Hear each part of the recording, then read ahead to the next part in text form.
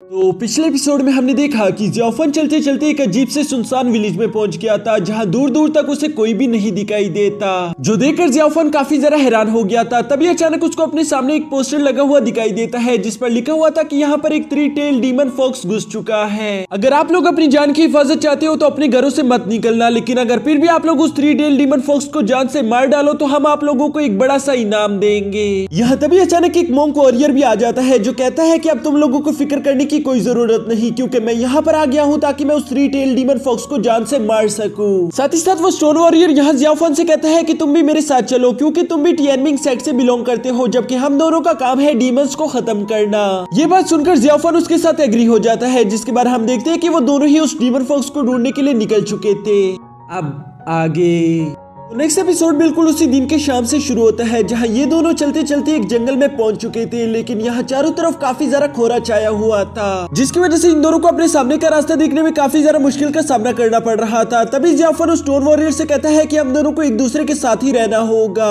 क्योंकि हम दोनों नहीं जानते कि ये जगह कितनी ज्यादा खतरनाक है। तभी अचानक वो जैसे पीछे मुड़कर देखता है वो स्टोन वॉरियर उसके पीछे मौजूद नहीं था, जो देखकर जियाफन काफी ज्यादा परेशान हो जाता है। वो जोरों से उसका नाम चिल्लाते हुए कहता है कि स्टोन वॉरियर, बड़े भाई तुम कहाँ पर हो, क्या तुम मेरी आवाज सुन सकते हो? जिस पर उस स्टोन वॉरियर का उसे कोई भी रिप्लाई नहीं मिलता। ये देखकर तो जियाफन और भी ज्यादा डर गया था, इसलिए वो कहता है कि मुझे जल्द से जल्द अपनी पावर्स का इस्तेमाल करना होगा ताकि मैं इस कोहरे को यहाँ से खत्म कर सकूं, वरना इसके अलावा बड़े भाई को ढूंढना काफी ज्यादा मुश्किल हो जाएगा। जिसके बाद हम देखते हैं कि जियाफन ने अपनी पावर्स का इस्तेमाल करना शुरू कर दिया था ताकि वो उस कोहरे को वहाँ से दूर हटा सके, लेकिन वो चाहे जितनी मर्जी कोशिश कर ले, वो कोहरा काफी ज्यादा पावरफुल मैजिक से बनाया गया था, जिसकी वजह से जियाफन उसे हटा नहीं पा रहा था। तभी अचानक पीछे से कोई जियाफन के कंधे पर हाथ रख देता है, जबकि हम जानते हैं कि जियाफन काफी ज्यादा डरा हुआ था, तो इसलिए वो फौरन से अपनी पावर्स का इस्तेमाल करते हुए उस इंसान को दूर झटक देता है। लेकिन हम देखते हैं कि वो इंसान और कोई नहीं बल्कि वही मॉन्क स्टोन वॉरियर था, जिस पर वो जियाफन से कहता है कि आखिर ये तुम क्या कर रहे हो? जियाफन उसे कहता है कि भाई मुझे माफ कर देना, मैं काफी ज्यादा घबराया हुआ था जिसकी वजह से मैं तुम्हें पहचान नहीं पाया। और इसके बाद जियाफन उसका मैजिकल स्टिक उठाकर कहता है कि ये काफी ज्यादा यूनिक है, इसके स्ट्रक्चर को देखकर मैं कह सकता हूँ कि ये काफी ज्यादा पावरफुल वेपन होगा। जिस पर वो स्टोन वॉरियर कहता है कि तुमने बिल्कुल सही पहचाना।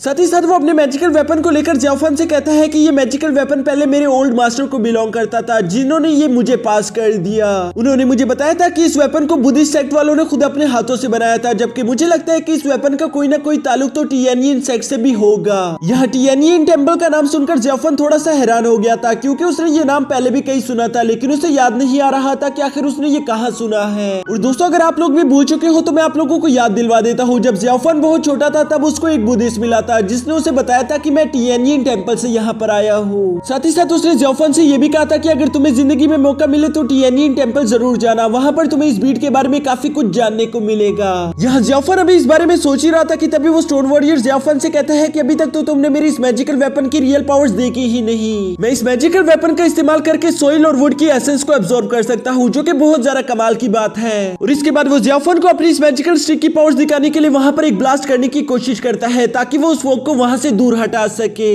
लेकिन वो चाहे वहाँ जितनी बार मर्जी कोशिश कर लेता, वो उस फोग को नहीं हटा पा रहा था। इसलिए वो कहता है पता नहीं ये क्या हो रहा है, मुझे तो कुछ भी समझ नहीं आ रहा कि आखिर मैं गलती कहाँ पर कर रहा हूँ। तभी अचानक इन दोनों को एक बहुत ही सैड गाने की आवाज आना शुरू हो जाती है। ये गाना कोई लड़की गा रही थी, साथ ही साथ इस गाने में काफी ज्यादा दर्द भरा हुआ था, जिसे जियाफन और वो स्टोन वॉरियर फॉलो करना शुरू कर देते हैं। जहाँ काफी देर तक उस आवाज को फॉलो करते करते हम देखते हैं कि आखिरकार ये दोनों उस जगह पर पहुंच गए थे जहाँ ये दोनों देखते हैं कि इन दोनों के सामने एक फॉक्स डीमन वो गाना गा रही थी। वो फॉक्स डीमन काफी ज्यादा उदास होते हुए वहाँ एक तालाब के किनारे पर बैठ गई थी, जहाँ वो कहती है कि ये तालाब 3000 साल पुराना है। ऐसा कहा जाता है कि पूरे चांद की रात ये किसी भी इंसान की ख्वाहिश को पूरा कर देता है, लेकिन मुझे समझ नहीं आ रहा कि आखिर ये मेरी बीमारी को ठीक क्यों नहीं कर रहा। वो इस बात को लेकर काफी ज्यादा उदास थी। तभी वो स्टोन वॉरियर जियाफन से कहता है कि हमें वो डीमन फॉक्स मिल चुकी है, चलो उस पर हमला करे। यहाँ इन दोनों की ये बातें सुनकर उस फॉक्स डीमन ने भी इन दोनों को देख लिया था, जिस पर वो कहती है कि आखिर तुम दोनों यहाँ पर क्या कर रही हो, तुम दोनों को मुझसे क्या चाहिए।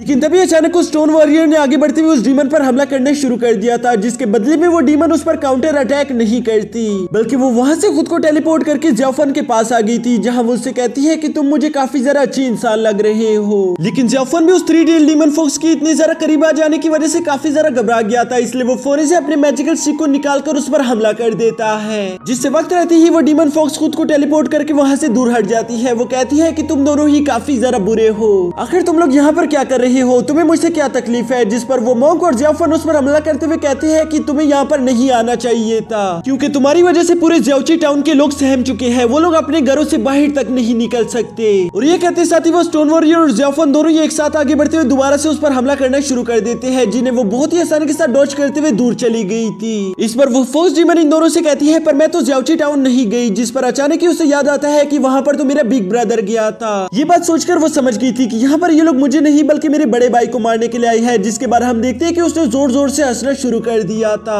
और साथ ही हम देखते हैं कि वो अपनी टेल्स का इस्तेमाल करके बहुत सारे स्पिरिचुअल फोक्स को निकालकर उस स्टोन वॉरियर पर हमला करना शुरू कर देती है, जिसे वो स्टोन वॉरियर अपने आसपास शील्ड बनाकर काफी ज्यादा मुश्किल के साथ रोक रहा था। तभी अचानक वो फोक्स डीमन काफी तेजी के साथ जाकर सीधा जियाओफन के पास पहुंच जाती है, जहां वो जियाओफन को अपने वश में करते हुए कहती है कि तुम मुझे कोई बुरी इंसान नहीं लग रहे, बल्कि मैं तुम्हें देखकर कह सकती हूँ कि तुम हमेशा दूसरों की परवाह करते रहते हो। साथ ही वो डीमन फोक्स जैसे ही जियाओफन के दिल में जानती है, वो फौरन से मुस्कुराते हुए कहती है कि अच्छा तो तुम्हारे दिल में एक ऐसी लड़की है जिसे तुम काफी ज्यादा मिस कर रहे हो। इसके बाद वो इवल्स की तरह मुस्कुराते हुए कहती है कि इसका मतलब उस तालाब की जरूरत तुम्हें मुझसे भी ज्यादा है। और इसके बाद वो जियाओफन से कहती है कि जाकर उस तालाब के अंदर झांक कर देखो। जो सुनकर उस स्टोन वॉरियर ने दोबारा से आगे बढ़ते हुए उस डीमन फोक्स पर हमला करना शुरू कर दिया था और वो साथ ही जियाओफन से कहता है कि ऐसा कुछ भी मत करना। लेकिन जियाओफन तो अपने होश में नहीं था, वो पूरी तरीके से उस डीमन के काबू में था। इसलिए हम देखते हैं कि वो धीरे धीरे से उस तालाब की तरफ बढ़ना शुरू कर देता है, जहां वो स्टोन वॉरियर लगातार उसे रोकने की कोशिश कर रहा था, लेकिन जियाओफन को उसकी कोई भी बात सुनाई नहीं दे रही थी। और इसी के साथ हमारा ये एपिसोड यहीं पर खत्म